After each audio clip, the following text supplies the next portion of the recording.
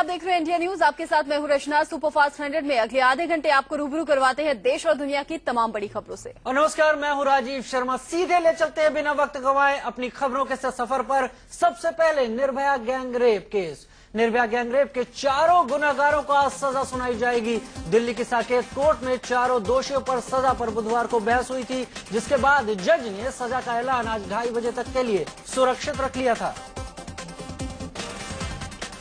बुधवार को सजा पर हो रही बहस के दौरान अभियोजन पक्ष ने इसे रेयरेस्ट ऑफ रेयर केस बताते हुए फांसी की सजा देने की मांग की थी। वहीं बचाव पक्ष के वकीलों की दलील थी कि इन्हें कम से कम सजा देकर सुधरने का मौका दिया जाए। बुधवार को सजा पर हो रही बहस के दौरान अभियोजन पक्ष ने इसे रेयरेस्ट ऑफ रेयर केस बताते हुए फांसी की सजा देने की मांग की थी। वहीं बचाव पक्ष के वकीलों की दलील थी कि इन्हें कम से कम सजा देकर सुधरने का मौका दिया जाए। निर्भया गैंगरेप केस में आज दोषी साबित हुए विनय शर्मा, अक्षय ठाकुर, पवन गुप्ता और मुकेश कुमार को सजा सुनाई जाएगी। इन चारों को रेप, हत्या, हत्या के मकसद से अगवा करना और लूटपाट करने समेत 13 धाराओं में दोषी ठहराया गया है। निर्भया के पिता ने मांग की है कि चारों गुनहगारों को फांसी से कम सजा नहीं मिलनी चाहिए। कम से कम इन दलित लोगों को तो फांसी होनी चाहिए। फांसी के अलावा कुछ भी नहीं।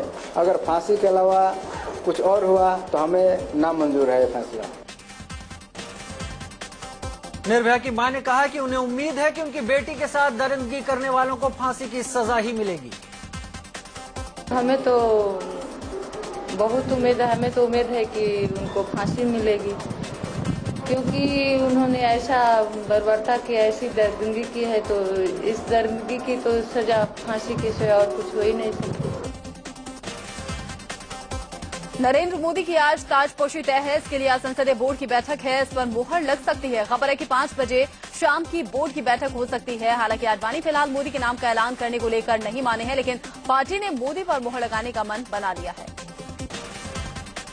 मोदी के नाम पर मंत्रणा के लिए बीजेपी के राष्ट्रीय अध्यक्ष राजनाथ सिंह ने मध्य प्रदेश के मुख्यमंत्री शिवराज सिंह चौहान से फोन पर बात की। उन्होंने शिवराज को दिल्ली आने को कहा। हालांकि शिवराज का दिल्ली आने का अभी कोई कार्यक्रम नहीं, क्योंकि उनका उमरिया में पहले से प्रोग्राम है। बीजेपी में बैठकों का और मुलाकातों का दौर जो कल से शुरू हुआ वो आज भी जारी है। सुबह में नितिन गडकरी पार्टी अध्यक्ष राजनाथ सिंह से मिले और करीब 35 मिनट तक इनके बीच बातचीत भी हुई। उधर आडवाणी को मनाने की कोशिशें फिर से तेज कर दी गई हैं। राजनाथ से मिलने के बाद गडकरी आडवाणी से मुलाकात करने पहुंचे। इस बैठक में बलबीर पुंज भी पहुंचे। इससे पहले कल रात 11:15 बजे भी गडकरी ने आडवाणी से मुलाकात की थी। कहा जा रहा है कि सुषमा स्वराज और अरुण जेटली भी आडवाणी से मिलने वाले हैं। सूत्र बताते हैं कि आडवाणी के नहीं मानने पर गोवा कार्यकारिणी की तर्ज पर ही मोदी के नाम का ऐलान कर दिया जाएगा। गोवा में आडवाणी की नाराजगी और गैर मौजूदगी के बाद भी मोदी को चुनाव प्रचार समिति की कमान सौंपी गई थी। दरअसल मोदी के नाम पर हो रहे घमासान से खफा होकर संघ ने बीजेपी को अल्टीमेटम दे दिया कि अगर आडवाणी नहीं भी मानते तब भी संसदीय बोर्ड की बैठक बुलाकर मोदी के नाम का ऐलान कर दिया जाए। उधर आज की बीजेपी संसदीय बोर्ड की बैठक में मुरली मनोहर जोशी के आने पर सस्पेंस बरकरार है। मुरली मनोहर जोशी आज सुबह ही मध्य प्रदेश के सागर में कार्यक्रम में हिस्सा लेने के लिए चले गए हैं। ऐसे में शाम को होने वाली संसदीय बोर्ड की बैठक में जोशी के नदारद रहने की बात कही जाने लगी है। उधर कल पार्टी अध्यक्ष राजनाथ सिंह से मुलाकात के बाद सुषमा स्वराज ने अपने अंबाला दौरों को रद्द कर दिया है। आज सुषमा का अंबाला में कार्यक्रम था, लेकिन राजनाथ सिंह ने उन्हें मनाया तो वो आज के संसदीय बोर्ड की बैठक के लिए रुक गयी। नरेंद्र मोदी को पीएम पद के उम्मीदवार के तौर पर शिवसेना का पूरा समर्थन मिल गया है। बीती रात शिवसेना के कार्यकारी अध्यक्ष उद्धव ठाकरे से मोदी ने फोन पर बातचीत की। उद्धव ने तो मोदी को एडवांस में बधाई भी दे डाली। प्रधानमंत्री पद के लिए नरेंद्र मोदी के नाम की वकालत करने वाले बाबा रामदेव ने कहा कि अगर मोदी के नाम पर आडवाणी राजी नहीं हुए तो वे हठयोग करके उनको मनाएंगे। बाबा रामदेव ने कहा कि वक्त की नजाकत है कि मोदी को मौका मिले। कांग्रेस नेता और केंद्रीय मंत्री सचिन पायलट ने नरेंद्र मोदी पर निशाना साधते हुए कहा कि जो शख्स पार्टी के अंदर एक राय नहीं बना सकता वो देश कैसे चलाएगा। ये बात यह कि आडवाणी जी, सुषमा जी, तमाम तरह के नेता जो विरोध कर रहे हैं, और सवाल ये उत्पन्न होता है कि जो व्यक्ति अपनी पार्टी में ही एक राय नहीं बना पा रहा है, जिस व्यक्तित्व के ऊपर इतना झगड़ा है पार्टी के भीतर, वो किस प्रकार से एक स्थिर सरकार या स्थिर नेतृत्व दे पाएगा, ये बहुत बड़ा सवाल है। यौन शोषण के आरोपों से घिरे आसाराम ने राजस्थान हाई कोर्ट में जमानत याचिका दायर की। आसाराम फिलहाल 15 सितंबर तक जोधपुर की जेल में बंद है और जोधपुर कोर्ट ने पहले ही उनकी जमानत अर्जी खारिज कर दी है। उधर आसाराम को जेल में घर का खाना नसीब हो गया, फिर नहीं इस पर जोधपुर कोर्ट फैसला सुनाएगा। आसाराम ने घर के खाने और इलाज के लिए मनमाफिक वैद्य की मांग की थी। आसाराम की अर्जी पर कल सुनवाई हुई और फिर आज के लिए फैसला सुरक्षित रख लिया गया था। राजस्थान के भीलवाड़ा में आसाराम के आश्रम के कब्जे से करीब 4.25 बीघा जमीन को मुक्त करवाया गया। 15 साल से आसाराम के इस आश्रम ने जमीन पर कब्जा जमा रखा था। राजस्थान के कोटा में आसाराम के आश्रम में जमीन कब्जे के मामले पर वन विभाग ने शिकंजा कसना शुरू कर दिया है। वन विभाग ने जमीन की माप ले ली है। वन विभाग की जमीन पर कब्जे को लेकर आसाराम के इस आश्रम के खिलाफ अब मामला दर्ज करने की तैयारी हो रही है। महाराष्ट्र के नासिक में आसाराम के आश्रम में महानगर पालिका के साथ पहुंची पुलिस ने अवैध निर्माण को गिरा दिया। आसाराम ने ग्रीन जोन में आने वाले क्षेत्र में गौशाला और पोल्ट्री फार्म के नाम से मंजूर जमीन पर अपना आश्रम बनाया था। उधर आसाराम की सबसे बड़ी राजदार शिल्पी की अग्रिम जमानत की अर्जी जोधपुर कोर्ट ने कल ही खारिज कर दी। शिल्पी ने दावा किया था कि वो ना तो आसाराम से मिली और ना ही फोन पर बात की। शिल्पी ने खुद को बेगुनाह बताते हुए अग्रिम जमानत मांगी थी, जिसे नामंजूर कर दिया गया। मुजफ्फरनगर में हालात सामान्य हो रहे हैं। इसे देखते हुए आज कर्फ्यू में 12 घंटे की ढील दी गई है। सुबह 7 बजे से शाम 7 बजे तक की राहत दी गई है ताकि लोग घरों से निकलकर जरूरी काम निपटा सकें। मुजफ्फरनगर हिंसा में आरोपी बनाए गए बीजेपी विधायक संगीत सोम की खोज के लिए यूपी पुलिस की टीम इंडिया न्यूज के दफ्तर में पहुंची और सीसीटीवी फुटेज में पुलिस की गाड़ियों को आते हुए देखा जा सकता है। यहां विधायक इंटरव्यू देने के लिए आए थे, लेकिन जब पुलिस यहां पर पहुंची तो सोम निकल चुके थे। मुजफ्फरनगर हिंसा को लेकर सुप्रीम कोर्ट ने यूपी सरकार और केंद्र को नोटिस भेजकर सोमवार तक जवाब मांगा है। जनहित याचिका की सुनवाई करते हुए सुप्रीम कोर्ट ने पूछा कि हिंसा रोकने के लिए सरकार ने क्या किया। हिंसा प्रभावित लोगों की सुरक्षा और पुनर्वास को लेकर भी सरकार से जवाब मांगा गया है। मुजफ्फरनगर हिंसा पर इलाहाबाद हाईकोर्ट ने गृह सचिव समेत मुजफ्फरनगर के डीएम, एसएसपी और डीआईजी से जवाब मांगा है। हिंसा की सीबीआई जांच की मांग को लेकर दायर जनहित याचिका पर हाईकोर्ट ने अफसरों को तलब किया। 18 नवंबर को इस पर अगली सुनवाई होगी। अगले हफ्ते कांग्रेस अध्यक्ष सोनिया गांधी और उपाध्यक्ष राहुल गांधी मुजफ्फरनगर के प्रभावित इलाकों का दौरा करेंगे। यूपी कांग्रेस के प्रभारी मधुसूदन मिस्त्री ने बताया कि सोनिया और राहुल हिंसा पीड़ित परिवारों से मुलाकात भी करेंगे।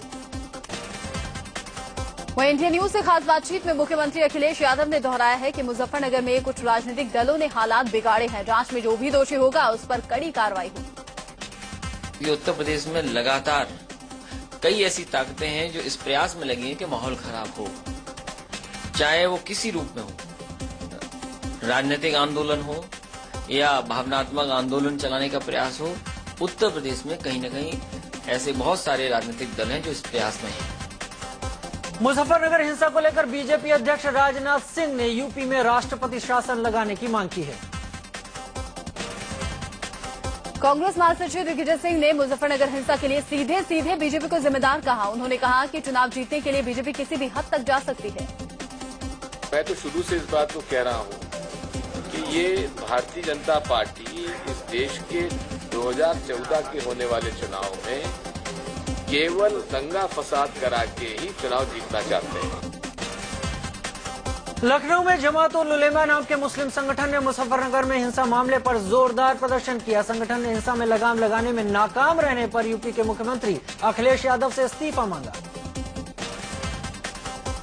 सुप्रीम कोर्ट ने चुनाव को लेकर एक बड़ा आदेश दिया है। अगर कोई भी उम्मीदवार नामांकन भरते वक्त कोई भी कॉलम खाली छोड़ देता है तो उसका नामांकन रद्द करने का अधिकार रिटर्निंग ऑफिसर को होगा।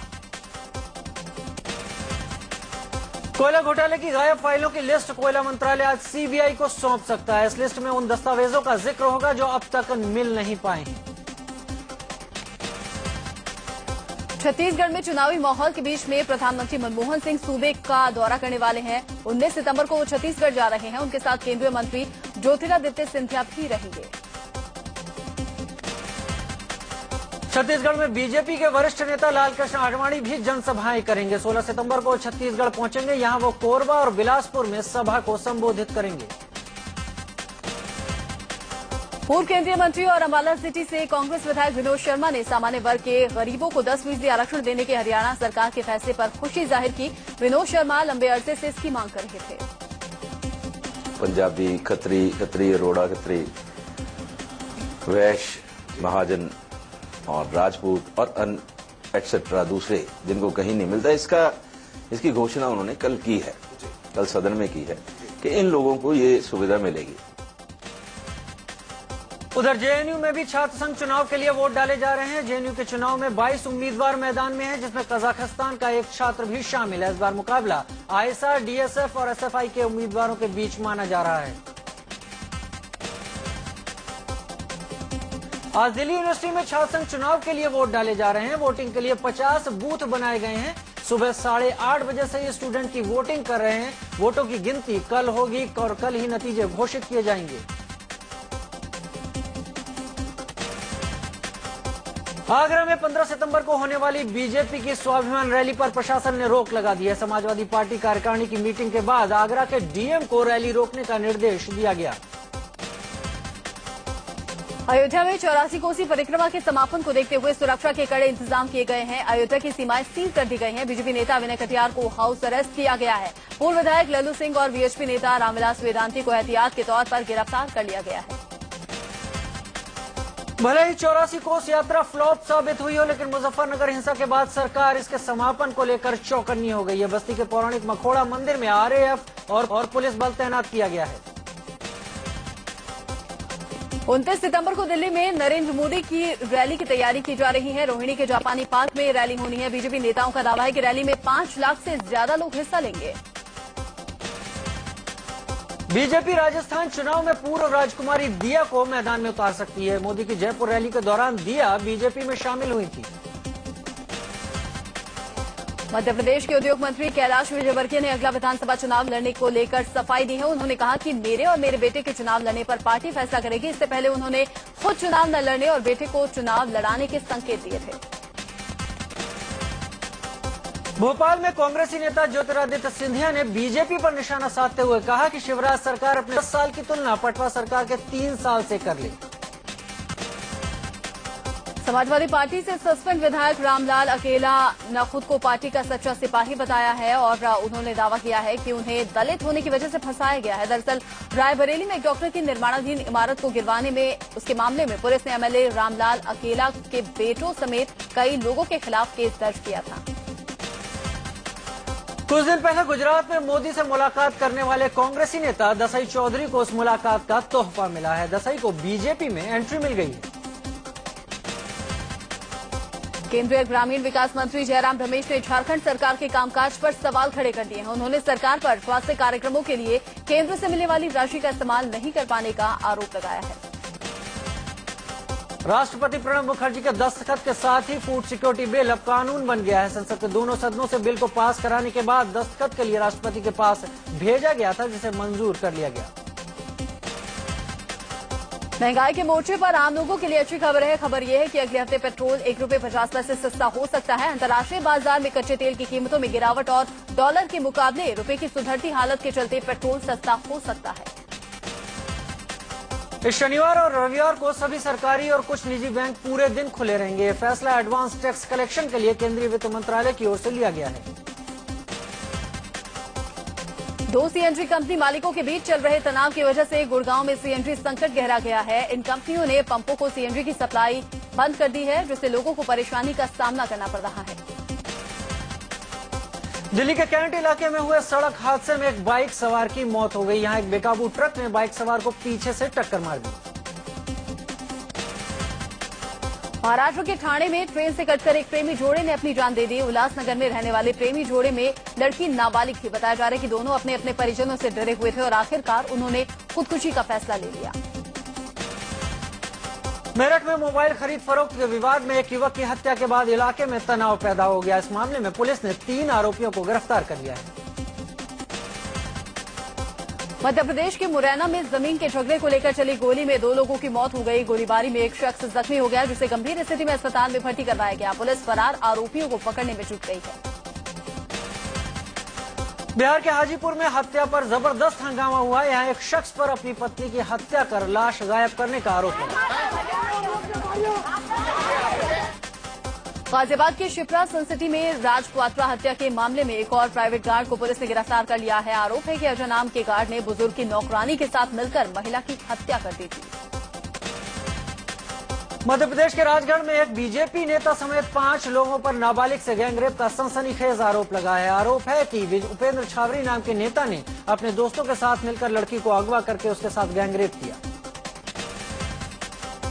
ग्वालियर के थाटीपुर पुलिस पर एक महिला से मारपीट और बदसलूकी का आरोप लगा है। महिला का आरोप है कि शिकायत लेकर जब वो थाने पहुंची तो वहां मौजूद पुलिसकर्मियों ने उसकी लात घूंसे से पिटाई कर दी और फिर उसके कपड़े तक फाड़ दिए। पूर्णिया में एक शादीशुदा महिला अपने प्रेमी के साथ फरार हो गई। सिकंदरपुर इलाके में रहने वाली महिला अपने पति और बच्चे को छोड़कर भाग गई।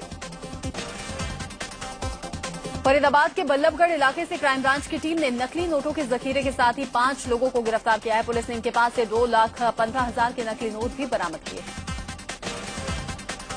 कोलकाता में एक निजी स्कूल में पढ़ने वाली 5वीं क्लास की छात्रा की मौत से गुस्साए परिजनों ने जमकर हंगामा किया। स्कूल परिसर में 100 के लगभग जमा हुए लोगों ने जमकर तोड़फोड़ की। पूर्वी दिल्ली के मयूर विहार कोलकाता में एक निजी स्कूल में पढ़ने वाली 5वीं क्लास की छात्रा की मौत से गुस्साए परिजनों ने जमकर हंगामा किया। स्कूल परिसर में 100 के लगभग जमा हुए लोगों ने जमकर तोड़फोड़ की। पूर्वी दिल्ली के मयूर विहार थाने के सामने गुस्साए लोगों ने एक लड़की का शव रखकर जमकर हंगामा किया। ये लड़की 5 सितंबर को ट्यूशन पढ़ने के लिए गई थी, उसी वक्त लापता हो गई। आज लड़की की लाश को लेकर ये गुस्साए हुए लोग पहुंचे और हंगामा किया। वाराणसी में फेसबुक पर विदेशी लड़की से दोस्ती ने एक युवक को सलाखों के पीछे पहुंचा दिया। इस लड़की ने पैसों की तंगी का हवाला देकर दोस्ती की आड़ में पहले युवक के घर में जगह बनाई और फिर युवक पर छेड़खानी का आरोप लगा दिया। श्रीनगर में एक दुकान की छत गिरने से एक महिला मलबे में दब गई। बताया जा रहा है कि दुकान काफी वक्त से बंद पड़ी थी। खबर मिलते ही रेस्क्यू टीम ने महिला को सुरक्षित निकालने के लिए रेस्क्यू शुरू कर दिया। नागपुर में गौरी पूजन के लिए प्रसाद बनाते समय घर में आग लग गई, जिससे पूरा घर जलकर खाक हो गया। आगरा में रेलवे स्टेशन के करीब एक मालगाड़ी पटरी से उतर गई। मालगाड़ी के डिब्बे उस जगह पटरी से उतरे जहां ओवरब्रिज नहीं होने से पटरी से होकर दिन भर लोगों की आवाजाही रहती है। गनीमत रही कि हादसे में कोई हताहत नहीं हुआ। जयपुर में सपनों की मेट्रो ने ट्रैक का रास्ता पकड़ लिया है। मेट्रो ट्रेन को एलिवेटेड ट्रैक पर चढ़ाया गया। 18 सितंबर को मुख्यमंत्री अशोक गहलोत हरी झंडी दिखाकर इसे ट्रायल रन के लिए रवाना करेंगे। मध्य प्रदेश के खंडवा में लोगों को जल सत्याग्रह जारी है। गांव के लोग आंदोलन के पीछे हटने के लिए तैयार नहीं है। लोगों ने इस सत्याग्रह स्थल पर सीएम को बुलाने की मांग की है। कई दिन से जारी आंदोलन को लेकर सरकार ने कोई सुध नहीं ली है।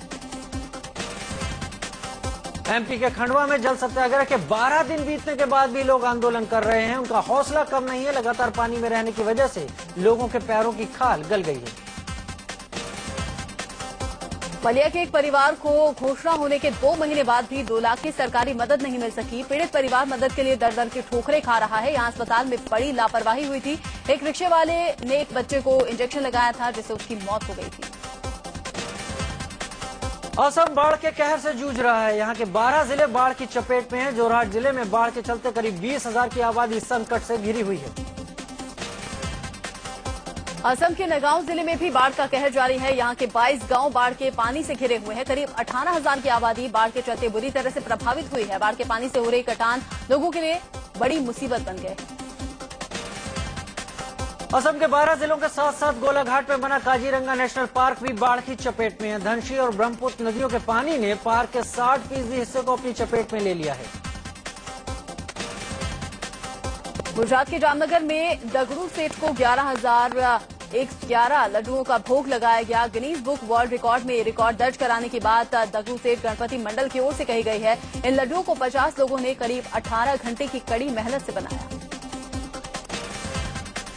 गुजरात के जूनागढ़ में गणेश उत्सव के दौरान रोमांचित करने वाली तस्वीरें सामने आई हैं। यहाँ के रानाबाग चौक पर सजे गणेश पंडाल में कई रियलिटी शो का हिस्सा रहे मनोज महाराज ने जिस अंदाज में महाआरती की, लोग दांतों तले उंगली दबाने को मजबूर हो गए। पंजाब के जालंधर में पंजाब पुलिस की एक महिला कांस्टेबल अपने खतरनाक स्टंट के चलते चर्चा का विषय बनी हुई है। 350 सीसी रॉयल इनफील्ड बाइक पर इस कांस्टेबल के स्टंट देखकर लोग दांतों तले उंगली दबा लेते हैं।